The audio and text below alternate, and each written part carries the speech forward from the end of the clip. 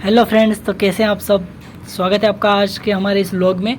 तो आज के व्लॉग या आप वीडियो कह लीजिए, उसमें हम कवर करेंगे कि मतलब आंसर राइटिंग है ना, आंसर राइटिंग।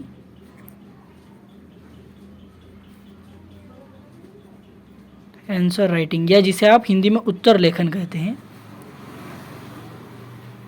उत्तर लेखन। वो कब स्टार्ट, हम इसमें इस वीडियो में हम कवर कर लेंगे कि वो कब स्टार्ट करना चाहिए ना, कब यानी व्हेन। हिंदी और इंग्लिश मीडियम दोनों के लिए मैं बता देता हूँ यहाँ पे, क्योंकि मुझे एक्सपीरियंस है। मैंने खुद आंसर राइटिंग की है, मैं खुद आंसर राइटिंग करता हूँ। मैंने पहले भी की है, प्रिपरेशन स्टार्ट के साथ भी की है, उसके बाद में भी की है, तो मुझे एक आइडिया है कि कैसे करनी चाहिए। उसके बाद दूसरी सबसे बड़ी जो बात होती है वो है कि पहले क्या देखें, कंटेंट देखें, है ना। कंटेंट देखें यानी कि मतलब जो आप लिख रहे हैं उसकी आंसर की क्वालिटी, है ना, क्वालिटी भी आप उसे बोल सकते हैं। कंटेंट की क्वालिटी देखें या फिर टाइम देखें, है ना, समय, या फिर टाइम मैनेज करके चले कि यार टाइम पहले कवर होना चाहिए, कंटेंट तो फिर बाद में भी सुधर जाएगा, एक बार टाइम बिगड़ जाएगा तो वो कंट्रोवर्सी। तीसरी जो होती है कि किस पेपर में, मतलब कि कौन से पेपर में। A4 साइज़ का ब्लैंक पेपर है ना, तो पेपर लिख लेता हूँ मैं यहाँ पर, पेपर पेपर या फिर इंग्लिश में जिसे कागज़ बोलते हैं आप। तो मतलब कौन से पेपर में, A4 साइज़ का ब्लैंक पेपर ले लूँ मैं, उसमें आंसर राइटिंग करूँ, या फिर मैं कोई स्पेशल कोई बुक खरीदूँ उसके लिए, है ना, स्पेशल लिख लेता हूँ यहाँ पे, स्पेशल कोई बुक खरीदूँ उसमें करूँ आंसर राइटिंग। तो किस में मैं आंसर राइटिंग स्टार्ट करूँ। और चौथा जो हमारा होता है कि कौन सा पेन यूज़ करूँ, है ना। बिगिनर से सोचते हैं कि यार कौन सा पेन यूज़ करूँ, जिससे वो बहुत सारे बार पेन बदलने में उनको पता नहीं चलता कि यार कौन सा पेन, है ना, पेन। तो पेन तो मैं मेरे हिसाब से सजेस्ट करूंगा, यदि आपको लगे उचित तो आप वो लेना, वरना फिर आप आपके हिसाब से कर सकते हैं। तो देखते हैं, एक एक क्वेश्चन को हम देखेंगे और उसके बाद में हम सॉल्व करते रहेंगे उनको। तो पहला है हमारा व्हेन, है ना, कि कब स्टार्ट करनी चाहिए, व्हेन।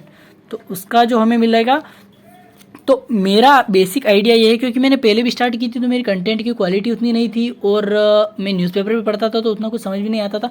तो एक बार मेरा ये कहना है कि आप एक बार सिलेबस, है ना, सिलेबस पूरा कर ले, है ना, जिसे आप पाठ्यक्रम भी बोलते हैं हिंदी में, पाठ्यक्रम, वो पूरा कर ले।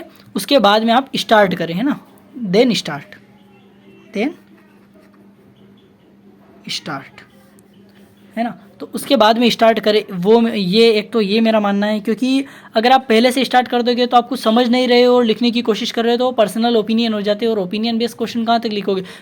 दूसरा है कंटेंट की क्वालिटी, है ना। देखिए सिलेबस में मैं ऐसा बोल रहा हूँ कि सिलेबस में आप स्टार्ट कीजिए, जैसे माना कि आपने अगर 1 ईयर की प्रिपरेशन करना है आपको, है ना, 1 ईयर अगर सही स्टार्ट की जाए तो मोर देन इनफ है 1 ईयर, है ना। तो 1 ईयर की अगर आप प्रिपरेशन कर रहे हो और जून से स्टार्ट कर रहे हैं, जून, और माना कि अगले जून तक आपका एग्ज़ाम है, तो आप ट्राई कीजिए कि एटलीस्ट 6 मंथ्स में, है ना, 6 मंथ में आप कवर कर ले आपका सिलेबस।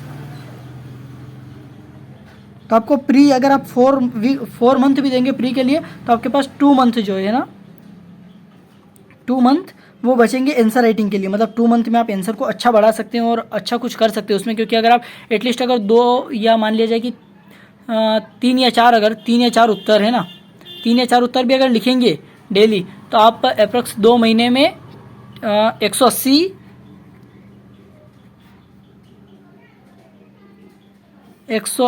क्वेश्चन लगभग लिख लेंगे, अगर 3 भी लिख रहे हैं अगर आप एवरेज, है ना।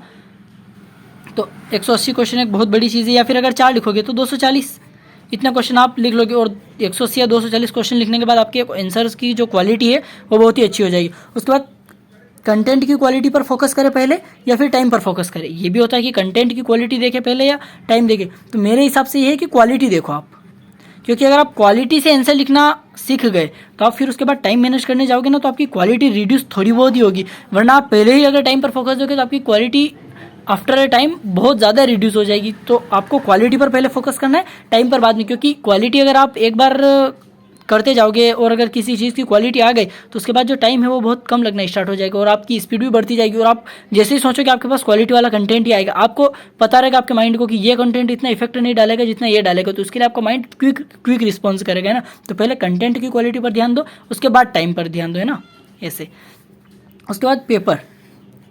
अब आप मार्केट में 2 सोर्सेज अवेलेबल, एक A4 साइज़ के पेपर को ले लो, रेंडमली कोई भी पेपर उठा लो, है ना, A4 साइज़ की ब्लैंक शीट, है ना, ब्लैंक शीट, उसको लेकर आप आंसर राइटिंग कर सकते हो। या फिर आपके पास ऑप्शन है कि आप अमेज़ॉन या फ्लिपकार्ट, है ना, सॉरी, अमेज़ॉन या फ्लिपकार्ट, किसी भी एक साइट से जाकर आप यूपीएससी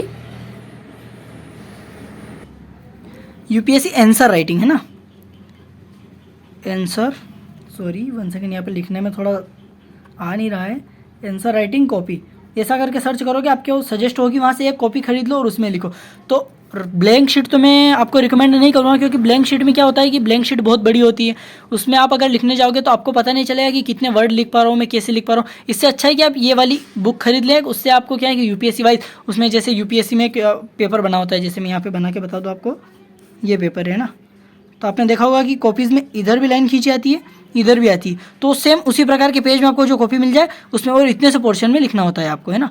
तो आप ये वाली कॉपी अगर मिल जाए आपको तो ये खरीदिए, यहाँ पे यूपीएससी लिखा होता है, ये मतलब रेंडमली जो साइट्स पर अवेलेबल है उसका बता रहा मैं, है ना, ये वाला। तो ये कॉपी आप खरीद लीजिए, क्योंकि उसमें आपको पता चलेगा कि यार आपको स्पेस कितना मिलेगा वहाँ पर लिखने के लिए, आपको स्पेस कितना पता चला कि आप लंबे लंबे पॉइंट लिख रहे हो और उसका उतना कोई पोटेंशियल नहीं उनका, है ना। तो क्वालिटी आपको कम टाइम में और कम स्पेस में क्वालिटी अच्छी देनी है, तो आपको वो यहीं से मतलब हैबिट होगी ना, तो आप कर पाओगे। उसके बाद कौन सा पेन यूज़ करें, है ना, लास्ट क्वेश्चन जो बनता है कि कौन सा पेन यूज़ करें, तो मैं यूज़ करता हूँ वो है लिंक पेंटोनिक 0.6 जेल, है ना, ये वाला पेन मैं यूज़ करता हूँ। आपको मैं पेन भी बता देता हूँ, अभी मैं इसी से लिख रहा हूँ, ये वाला है ना, ये इसकी ये है जेल पेन 0.6 की, ये लिंक है ना, देन पेंटोनिक, 1 सेकेंड मैं आपको सही से बता दूँ, पेंटोनिक एंड ये 0.6 कहाँ पे लिखा हुआ है, ये 0.6 जेल है ना। तो ये वाला पेन जो है मैं पर्सनली यूज़ करता हूँ खुद के आंसर्स लिखने के लिए, और साथ ही आपको ये नहीं मतलब, और ये साथ ही एक हिंदी माध्यम के टॉपर है रवि कुमार सियाग, है ना, रवि कुमार सियाग, उन्होंने इसी पेन से मतलब ये जो किया है यूपीएससी को क्लियर किया है, वो भी यही पेन सजेस्ट करते हैं कि आप इससे लिखिए। तो आप देख भी सकते हैं कि ये मैंने नॉर्मल पेन से लिखा है और ये लिंक पेंटोनिक से लिखा है, तो आपको फ़र्क भी दिख रहा होगा, क्योंकि बहुत ही बेकार लिखते हुए भी यहाँ पर अच्छा दिखाई दे रहा है, लेकिन ये अच्छा लिखते हुए भी बेकार दिखाई दे रहा है। तो उसके लिए तो उसके लिए आप ये मतलब ये वाला पेन यूज़ कर सकते हैं ना।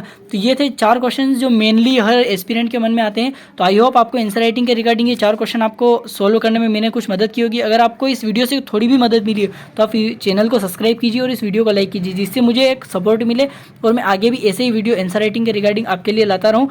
मिलते हैं किसी नेक्स्ट वीडियो में नेक्स्ट टॉपिक के साथ, तब तक के लिए बाय।